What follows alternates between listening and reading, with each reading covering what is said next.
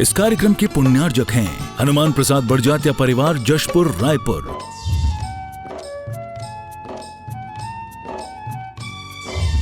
राजकुमार सुधा जैन, विनोद संजना जैन, दिलीप सीमा जैन, रासु शीतल, राहुल अदिति, पुष्पा विमल पांड्या इंदौर, स्नेहलता विकास काला जयपुर, ममता सुरेश सेठी कोलकाता, सानू अमित जैन सूरत, पूर्वा हर्ष हितांश पाटनी कोलकाता, सलोनी हर्षवर्धन जैन आगरा, वेदिका यश पाटनी नागपुर, रचित मौलिक जीनांश वांशिक धैर्य वंदित जैन। आओ नी भगवन, आओ नी गुरुवर, ध्याऊं मन से तुमको पूजूं मन से, दर्शन बिन अखियाँ तरसे। आओ नी भगवन, आओ नी गुरुजी। बोली देवादिदेव 1008 ऋषभ देव भगवान की, बोली देवादिदेव 1008 अष्टम तीर्थेश चंद्र प्रभु भगवान की जय।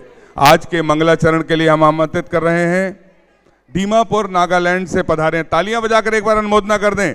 साथ में सब नाम सबका ले रहे हैं। मंगलाचरण के लिए 2 ही लोग आएंगे, सुमंगला जी, गरिमा जी, बबीता जी, कविता जी, स्नेहा जी कासलीवाल, तारा देवी जी पाटनी, दीमापुर नागालैंड से पधारे हैं। आप आए, आचार्य भगवान के सत्संग श्री चरणों में श्रीफल अर्पित कर आशीर्वाद प्राप्त करते हुए आज के मंगलाचरण का सौभाग्य अर्जित करें। अनुमोदना अनुमोदना अनुमोदना बारंबार, है वंदना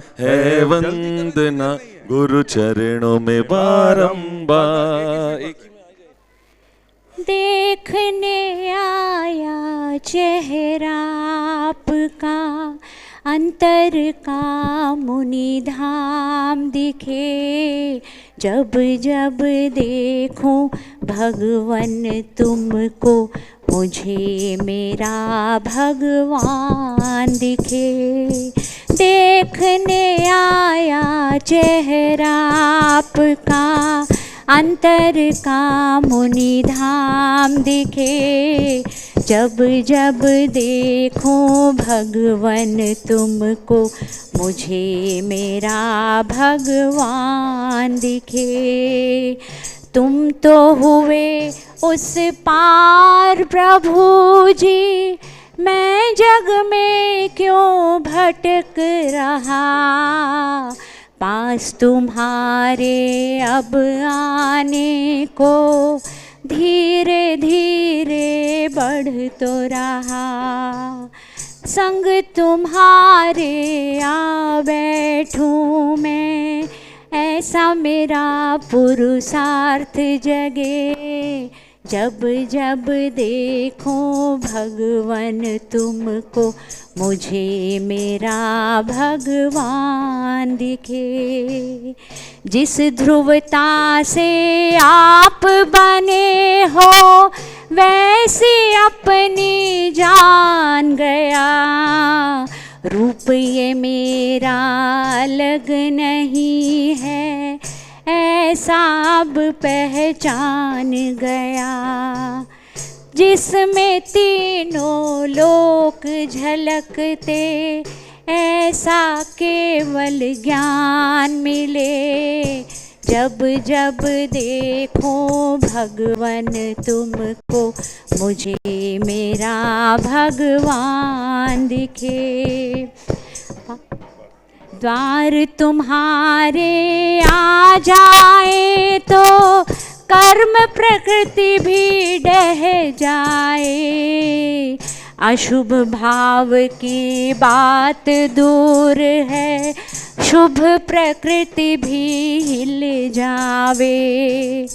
सुध के पूरे अवसर आते, हम सब जिसकी राह चलें।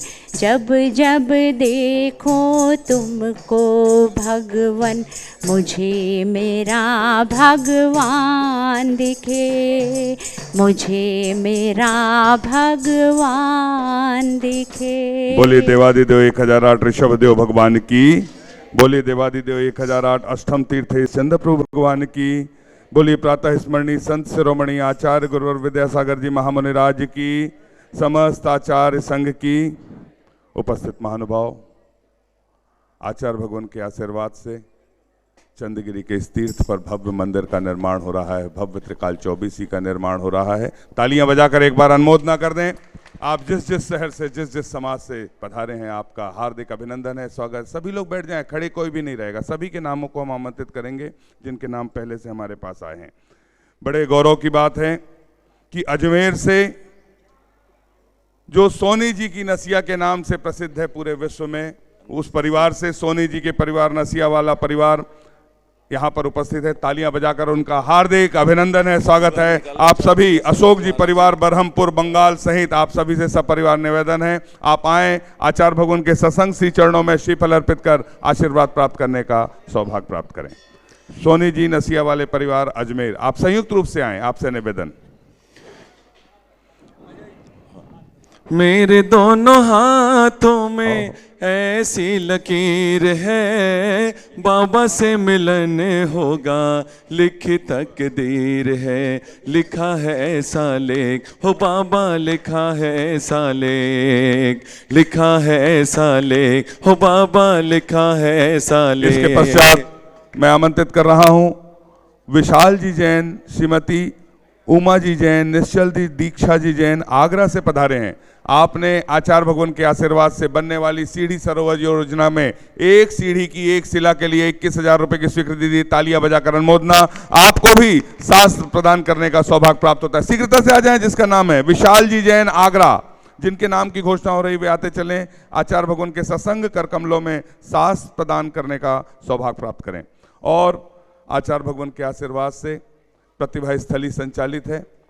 ज्ञानदान के माध्यम से यदि आप जुड़ना चाहते हैं तो आप ज्ञानदान के माध्यम से यह सौभाग्य अर्जित कर सकते हैं। प्रतिभा स्थली, आप क्यों खड़े हैं? आप लोग बैठ जाइए, आप लोग बैठ जाइए, जब नाम आएगा तब आ जाना। जब आपको आमंत्रित किया जाए सब आए, सभी को नाम को आमंत्रित किया जाएगा, किसी का नाम नहीं छूटेगा। प्रतिभा स्थली की एक छात्रा को गोद लेने की योजना के अंतर्गत 51,000 रुपये के माध्यम से सौभाग्य प्राप्त करें। सुमंगला जी कासलीवाल, गरिमा जी, बबीता जी, कविता जी, स्नेहलता जी कासलीवाल और तारा देवी जी पाटनी दीमापुर नागालैंड से पधारे। तालियां बजाकर अनुमोदना। आप 2 व्यक्ति आ जाएं। आपने 2 छात्राओं को गोद लेने की योजना के अंतर्गत ज्ञानदान के माध्यम से 1,02,000 रुपए की स्वीकृति दी है। ज्ञानदान की अनुमोदना करते हुए आप आए, आचार्य भगवान के सत्संग कर कमलों में शास्त्र प्रदान करने का सौभाग्य प्राप्त करें। संदीप जी पनागर, रागनी, आर्यन, अमित, रश्मि, रॉबिन, मोनू, विवेक, रिंकू, निक्की, शशांक, डॉली, आपने श्रीफल भेंट करने का सौभाग्य प्राप्त किया। वहीं से श्रीफल भेंट करना है आपको, सामने से उनसे श्रीफल, एक श्रीफल भेंट कर रहे थे, सभी लोग मिलकर करेंगे। अर्चना, मंजू, मीनाक्षी, मीना, मधु, आपने भी श्रीफल भेंट करने का, एक व्यक्ति आएंगे। हाँ, बाकी लोग सब वहीं अपने स्थान से करेंगे। शुभांगी जी, यश जी जैन इंदौर से हैं, आपने भी शास्त्र प्रदान करने का सौभाग्य प्राप्त किया है। बोलिए संत शिरोमणि आचार्य गुरु विद्यासागर जी महामुनि राज की, समस्त आचार्य संघ की उपस्थित महानुभाव। आचार्य भगवान के आशीर्वाद से गणतंत्र दिवस के उपलक्ष्य में एक प्रतियोगिता आयोजित की गई है। सभी लोग अपने स्थान पर बैठते चलें, जिनके जो नाम आते हैं उन्हें आमंत्रित किया जा रहा है। एक प्रतियोगिता आयोजित की गई है जिसका नाम है वतन की कमान। एक बार तालियां बजाकर अनुमोदना कर दें। 23 जनवरी से 30 जनवरी तक आयोजित इस प्रतियोगिता में सभी हिस्सा ले सकते हैं। महिला वर्ग, पुरुष वर्ग, छात्र छात्राएं, सभी लोग हिस्सा ले सकते हैं। भारतीय शिक्षा के मूल तत्व एक पुस्तक है जो लज्जाराम जी तोमर के द्वारा रचित है। उस पर आयोजित ऑनलाइन प्रतियोगिता है जिसमें सभी लोग निःशुल्क हिस्सा ले सकते हैं। www.vidyasagar.guru पर आयोजित है इस प्रतियोगिता में, आप सभी लोग हिस्सा लें। एक बार सभी मिलकर बोल रहे हैं, जिस प्रतियोगिता का नाम है वतन की, वतन की। आप सभी से निवेदन, हम सभी चलते हैं आचार्य भगवान की सामूहिक पूजन की ओर। बोलिए संत शिरोमणि आचार्य गुरु विद्यासागर जी महामुनि राज की।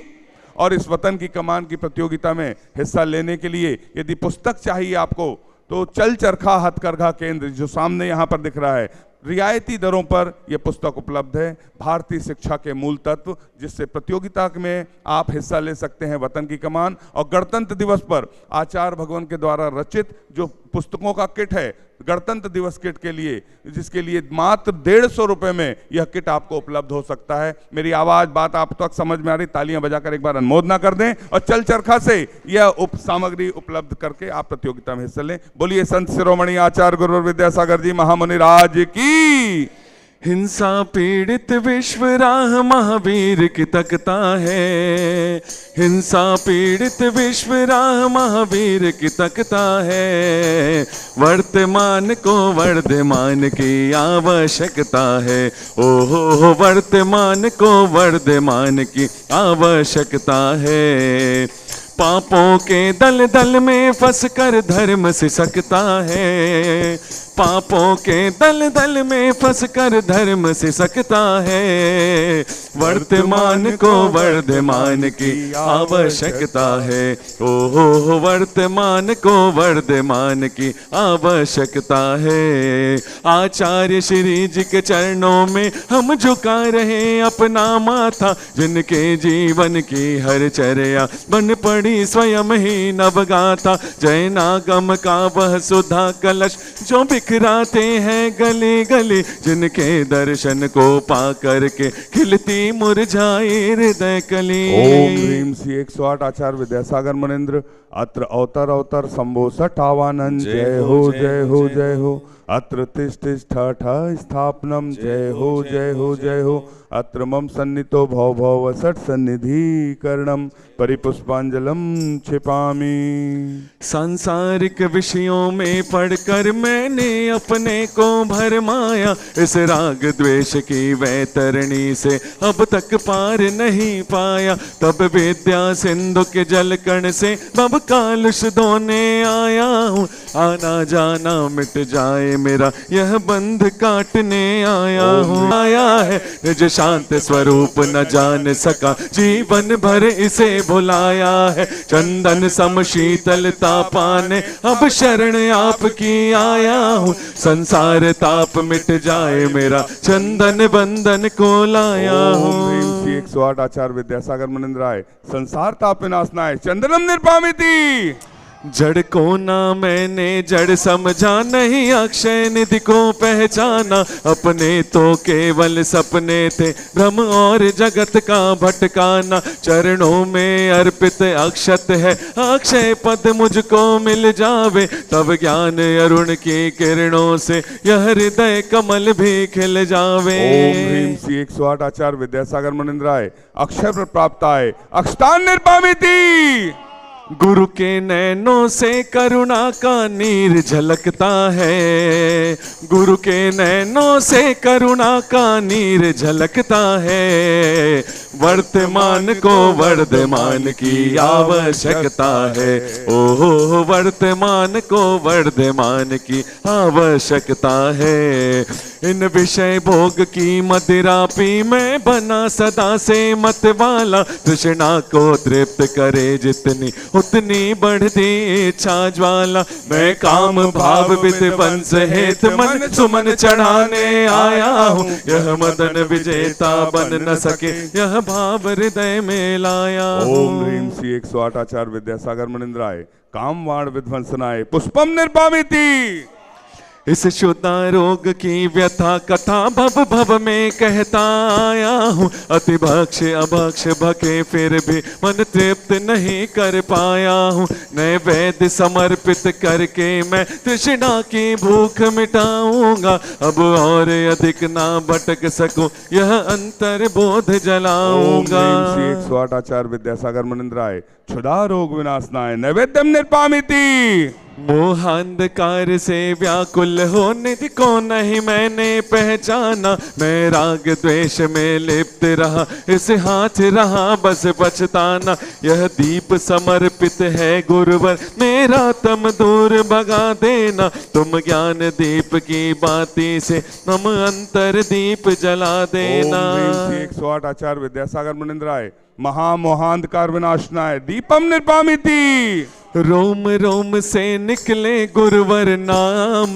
तुम्हारा, ओ नाम तुम्हारा, रोम रोम से निकले गुरुवर नाम तुम्हारा, ओ नाम तुम्हारा, ऐसा दो वरदान के फिर ना, ऐसा दो वरदान के फिर ना पाऊं जन्म दोबारा।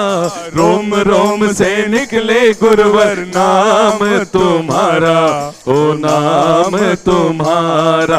इन अशुभ कर्म ने घेरा है मैंने अब तक यह माना था, बस पाप कर्म तज पुण्य कर्म को चाह रहा अपनाना था। शुभ अशुभ कर्म सब रिपुदल है, मैं इन्हें जलाने आया हूँ, इसलिए आपके चरणों में यह धूप चढ़ाने आया हूँ। 108 आचार्य विद्यासागर मुनिंद्राय अष्टकम दहनाय धूपम निर्पामिति। इन नैनों से तेरी ज्योति का, इन नैनों से तेरी ज्योति का देखूं अजब नजारा। रोम रोम से निकले गुरुवर नाम तुम्हारा, ओ नाम तुम्हारा। भोगों को इतना भोगा कि खुद को ही भोग बना डाला, साधे और साधक का अंतर मैंने आज मिटा डाला। मैं चिदानंद में लीन रहूं, पूजा का यह फल पाना है, पाना था जिसके द्वारा वह मिल बैठा मुझे ठिकाना है। 108 आचार्य विद्यासागर मुनिंद्राय महामोक्ष प्राप्ताय फलम निर्पामिति। जन्म जन्म तक ना भूलेंगे, जन्म जन्म तक ना भूलेंगे ये एहसान तुम्हारा। रोम रोम से निकले गुरुवर नाम तुम्हारा, ओ नाम तुम्हारा। रोम रोम से निकले गुरुजी नाम तुम्हारा, ओ नाम तुम्हारा। जग के वैभव को पाकर मैं निश दिन कैसा अलमस्त रहा, चारों गतियों की ठोकर को खाने में ही अभ्यस्त रहा। मैं हूँ स्वतंत्र ज्ञाता दृष्टा, मेरा पर से क्या नाता है, कैसे अनर्ग पद पा जाऊं यह अरुण भावना भाता है। ओम ह्रीम श्री 108 आचार्य विद्यासागर मुनिंद्राय अनर्प प्राप्ताय अर्घम निर्पामिति। भावों की निर्मल सरिता में अब गाहन करने आया हूँ, सबका सारा दुख दर्द हरो यह अर्घ भेंटने आया हूँ। हे तपो मूर्ति हे आराधक, हे योगेश्वर हे महासन, हे अरुण कामना देख सके युग युग तक आगामी वसंत। ओम ह्रीम श्री 108 आचार्य विद्यासागर मुनिंद्राय साक्षात चंद्रगिरी में विराजमान उनके पावन पुनित चरणों में जय माला पूर्णार्घम निर्पामिति। अशोक जी, सुनंदा जी जैन, बरहमपुर बंगाल से आपने प्रतिभा स्थली की एक छात्रा को गोद लेने के लिए 51,000 रुपए की स्वीकृति दी, तालियां बजाकर ज्ञानदान की अनुमोदना। सुकौशल जी, अर्चना जी, सोनी, कोलकाता, आपने भी एक छात्र को गोद लेने के लिए 51,000 रुपए की स्वीकृति दी, तालियां बजाकर अनुमोदना। हम सभी अपने हाथों को जोड़ लें और आचार्य परमेष्ठी के सत्संग से चरणों में निवेदन करते हुए पूज्य निर्यापक समर प्रसाद सागर जी महाराज के चरणों में निवेदन करते हैं, अपनी अमृतमयी वाणी से हमें कृतार्थ करने की अनुकंपा करें। हे भगवान नमोस्तु नमोस्तु नमोस्तु।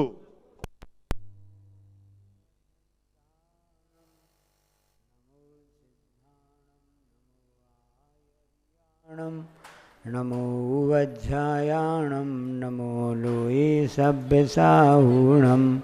डोंगरगढ़ के चंद्रप्रभु भगवान की, गुरु नाम गुरु आचार्य ज्ञान सागर जी महाराज की, मूक माटी रचयित आचार्य परमेष्ठी गुरुदेव की, पूज्य निरापक मुनि श्री समय सागर जी, योग सागर जी, नियम सागर जी, सुधा सागर जी, समता सागर जी, अभय सागर जी महाराज की, मुनि श्री चंद्रप्रभु सागर जी व निरामय सागर जी महाराज की। हाँ, आचार्य श्री ने दोहा लिखा है, अभी नज़र पड़ी वो आपको बता देता हूँ। किस किस को रवि देखता पूछे जग के लोग, यहाँ लिखा हुआ, नोट कर लेना। किस किस को रवि देखता पूछे जग के लोग, और जब जब देखूं देखता रवि तो मेरी ओर। रवि यानी सूर्य, दिनकर है। तो जब हम आसमान में देखते हैं तो लगता है कि सूर्य हमको देख रहा है, ऐसा महसूस होता है। इसी प्रकार से बीतराग प्रभु की छवि भी जब निहारते हैं तो आप मन में ऐसा सोचो कि भगवान हम ही को देख रहे हैं। और जब कभी आचार्य महाराज जी हम सबके पुण्य से प्रवचन करते हैं तो जितने भी श्रोता हैं सोचते सुनते हैं ना, तो ऐसा लगता है कि आचार्य जी हमारे ही प्रवचन कर रहे हैं, लगता नहीं लगता है, सही करे नहीं करे, है ना। तो बस संत सूर्य के समान होता है, तो रवि तो मेरी ओर। अभी मंगलाचरण में ही कहा था कि मुझको मेरे भगवान देखते हैं, तो देखने की दृष्टि चाहिए, देखने की सामर्थ्य चाहिए, देखने की ऐसी मनोकामना भावना चाहिए, तभी ऐसा होता है। कल मुनि श्री ने आपको प्रवचन में बताया था, 4 बातें बताई थी, 4 कथाएं बताई थी, 4 संज्ञा बताई थी और 4 सूरदास की कथानक भी बताई थी। तो आंख वालों को दिखता है कि सूर्य मेरी ओर देख रहा है, लेकिन जो बचपन से जन्म से जन्म के पास में कर्म को जैसे आंख प्राप्त है, आंखों की ज्योति, आंख तो प्राप्त हुई उनको, आंखों की ज्योति प्राप्त नहीं हो पाई है, तो वो भी देखते होंगे, तो क्या उनको रवि देखता है क्या? विचार करना, ऐसा होता क्या? हाँ, जब अपन आंख बंद कर लेते हैं और कुछ सामने प्रकाश सामान तो आभास नहीं होता है, लेकिन सूर्य का प्रकाश इतना तीव्र होता, तेज होता है, एहसास है कि हाँ उजीला हो गया, कुछ तो दिख रहा है। तो अंधा भी व्यक्ति क्यों ना हो, सूर्यदास जिसको कहते हैं, उनको भी जब रवि के प्रकाश की ओर नजर पड़ती है उनकी, तब भी उनको लगता है कि अब सूर्य उदय हो गया है, प्रकाश हो गया है, रात्रि नहीं रही है। ऐसा भारतीय संस्कृति में रहा कि भारतीय संस्कृति हमेशा ज्ञान के प्रकाश में हमेशा अपना कार्य करता आया है, और उसी ज्ञान के प्रकाश में अब करता आया है। उसमें परिग्रह की जब बात आती है तो भारतीय संस्कृति विशेषता ये रही है कि भारतीय संस्कृति परिग्रह को भी उपयोग करता था, उसमें विकृतपना नहीं आया था, न उसमें घिनौनापन आया था। ये तो पाश्चात्य सभ्यता के कारण से ऐसा हुआ कि भारतीय संस्कृति में जो परिग्रह को भी साथ में रखा जाता था, उसमें घिनौनापन आया, विकृतपना आ गया। आपने सुना होगा, जाना होगा कि पहले राजा महाराजा लोग जनता के हित के लिए कार्य करते थे, पूरा राजपाट उनके पास में था, पूरा खजाना उनके पास में रहता था। इसके बाद भी वह क्या करते थे, रात्रि में भेष बदल करके अपने राज्य में परिभ्रमण करते थे, अपने राज्य में देखते थे कोई दीन दुखी तो नहीं है, कोई तकलीफ तो नहीं है, कोई आकुल व्याकुल तो नहीं है, कोई परेशानी तो नहीं है, कोई हमारे पास नहीं आ पा रहा है किसी कारण से, संकोच से या डर से, तो हम जाकर के उसकी व्यवस्था तो देख लें। ऐसी भारतीय संस्कृति थी, और उस समय वो परिग्रह उसके पास में जो रहता था उसका वह सदुपयोग करता रहता था, क्योंकि भारतीय अर्थव्यवस्था जो रहती थी वो अर्थ के लिए नहीं रहती थी, भारत की दृष्टि परमार्थ की ओर रहती थी। वर्तमान में जो संस्कृति का प्रभाव पड़ गया है, अब उपभोक्तावाद आ गया है, उपभोक्तावाद सब कुछ यही हो गया है। इसलिए पहले भारत के लोगों की जो ऐसी गिनती देवों की श्रेणी में आती थी, भैया ये तो इस जमीन में देव के तुल्य है, ऐसा यह सज्जन व्यक्ति है, सबका हित का ध्यान रखते थे। और उस समय राजा को भी ईश्वर की उपमा दी जाती थी, ईश्वर का सम्मान दिया जाता था। जब जब देखो देखता रवि तो मेरी ओर, जैसे रवि को सम्मान दिया जाता है, सूर्य को अपना माना जाता है, सूर्य से कुछ प्राप्त होता है, उसी प्रकार से पहले जो राजा महाराजा होते थे भारतीय संस्कृति के अभिभूत होकर के यह कार्य करते थे। तो परिग्रह संज्ञा उनके पास थी, उसका सदुपयोग करना भी जानते थे, ऐसा उनका प्रयास था। ऐसे कथानक आता है कि एक अमेरिका की बात है, तो पहले वहाँ गुलाम प्रथा चलती थी, दास प्रथा चलती थी, लोग खरीद लिया जाता था, उस हिसाब से उनको किया जाता है, जिसको आज आप वर्तमान नौका छागर कहते हैं। अब वर्तमान व्यवस्था ऐसी हो गई कि उनके लिए उतना मेहनताना, उनके लिए कुछ राशि वेतन दिया जाता है। तो पहले दास को खरीद के जाते थे, तो जैसे गाय भैंसें मिलती हैं, बिकती हैं, बाजार मिलता है, बाजार मार्केट होता ना, ऐसा पहले दासों का, गुलामों का मार्केट रहता था। तो वहाँ पर बड़े बड़े लोग आकर के जो उन लोगों को खरीद कर ले जाते अपने घरों में। अब वो किससे क्या काम करवाते थे, एक उसकी मानसिकता, उसके संस्कार पर आधारित रहता था। एक दास था, उसका नाम था बैंकर, उसका नाम था उसका बैंकर था। तो उसके लिए जब वो बेचा जा रहा था, तो वहाँ के किसी उस व्यक्ति ने, सेठ साहूकार जो थे, उन्होंने उसको खरीद लिया। अब खरीदने के बाद में वो अपने घर में उसको ले आया। ले आने के बाद में जो था दास था पूरा उनका सभी कार्य करता था, पूरी ईमानदारी से संयंत्र के साथ में पूरे समर्पण भाव से उन्हें पूरा कार्य करता रहता था। एक बार क्या हुआ कि जो उसका मालिक था और दास था, बैंकर था, वो दोनों उसी गुलाम बाजार से निकल रहे थे तो वहाँ पर एक बूढ़ा व्यक्ति देखा। तो उस दास ने कहा इस बूढ़े दास को आप खरीद लीजिए, इसको भी आप खरीद लीजिए। अब चूँकि जो बैंकर दास था वो काफ़ी अच्छा, उसने अपने मालिक का दिल जीत लिया था, तो उसकी बात मान करके उसे मालिक ने एक और जो बूढ़ा व्यक्ति था उसको गुलाम के रूप में खरीद करके ले आए। अब ले आने के बाद में वो जो बैंकर दास था वो जो बूढ़े गुलाम की अच्छी सेवा करता रहता था, उसके भोजन पानी वैसा करता रहता था। अब जो उसका मालिक था वो देखता रहता कि इसने गुलाम तो खरीदवा दिया, इसे थोड़ा काम भी करवा दिया, विशेष सेवा करता रहता है, हो ना हो इसका कोई रिश्तेदार होगा या खानदान का होगा, परिचित का होगा, इसलिए इसने उसको खरीदवाया है, इसकी सेवा आदि करता रहता है। क्योंकि उस गुलाम ने अपने मालिक का दिल जीत लिया था, इसलिए वो उससे ज़्यादा इंटरफियर उसने नहीं किया।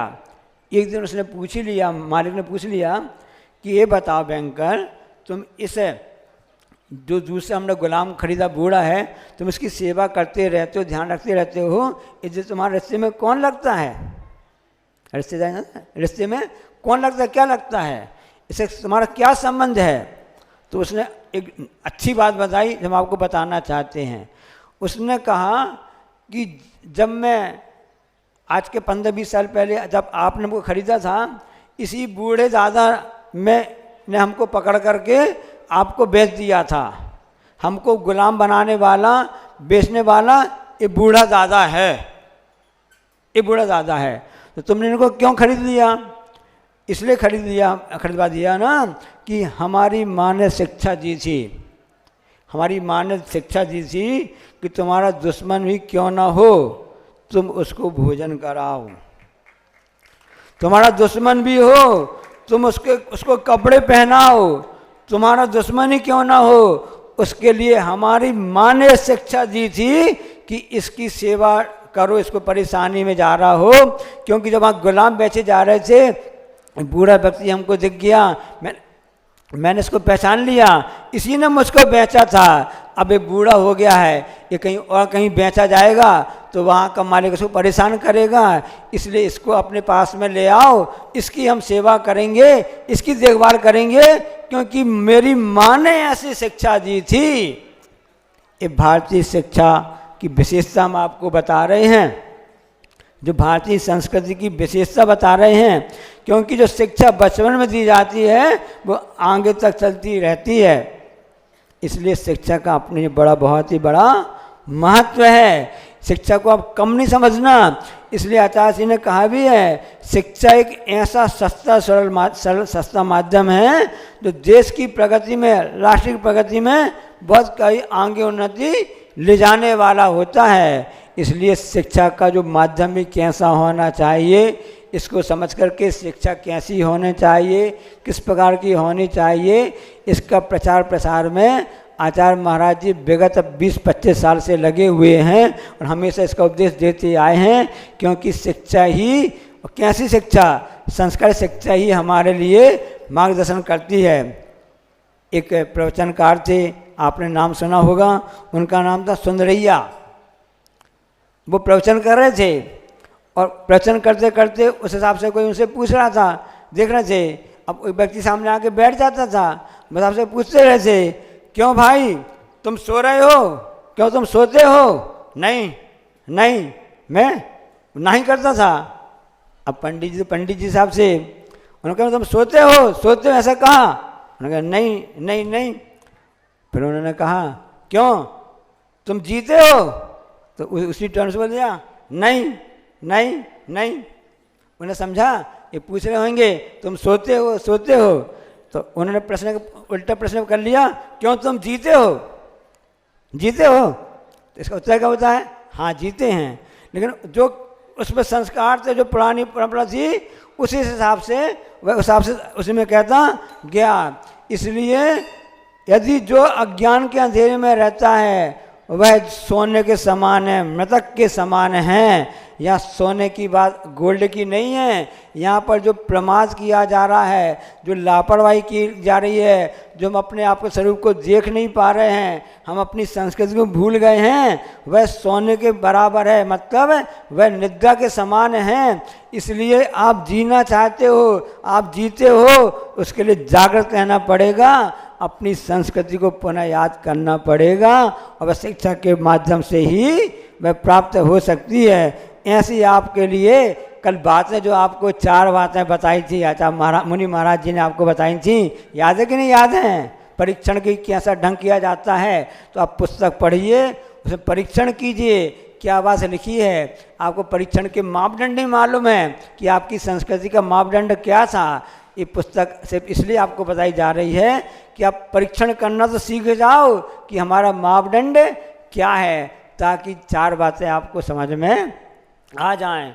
तो 4 प्रकार के जो आपकी संज्ञा होती हैं, वो परिग्रह संज्ञा का सदुपयोग कैसे किया जाता था, ये भारतीय लोग जानते थे, वे लोग वैसा करते थे।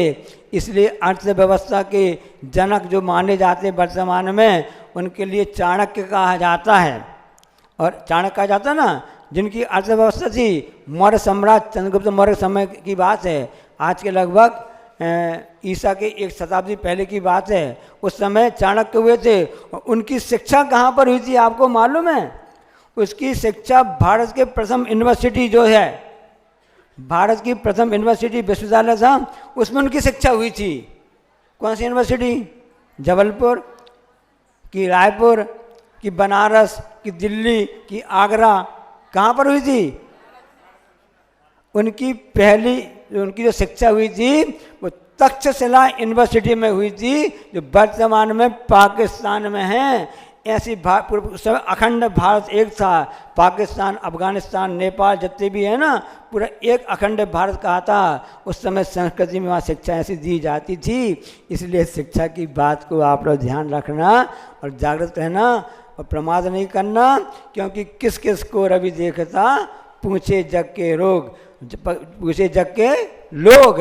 तो आप जग में रहते हो, तो जिस प्रकार से रवि सबको जगाता रहता है, ऐसी प्रकार से आचार्य महाराज जी रूप ऐसे रवि सूर्य इस भारत देश में इस संस्कृति के रूप में हम सबको प्राप्त हुए हैं, हम सबको जगाने के लिए आए हैं। तो ये जैसे आपके मन में बात आती है कि अचासी प्रवचन कर रहे हैं, अचासी देख रहे हैं, उन्हें हम ही को देख के आशीर्वाद दिया, और जब पड़गान का समय आता है और सब कहते हैं कि हमको तो हम ही को अच्छे से देखा, अब तक कल हमारा नंबर पक्का है। और जब जहाँ पड़क जाते हैं, अब चौके वाले 8-10 लोग रहते हैं, सभी सोचते हैं कि आचासी तो हमारे पड़गाहन में आए हैं।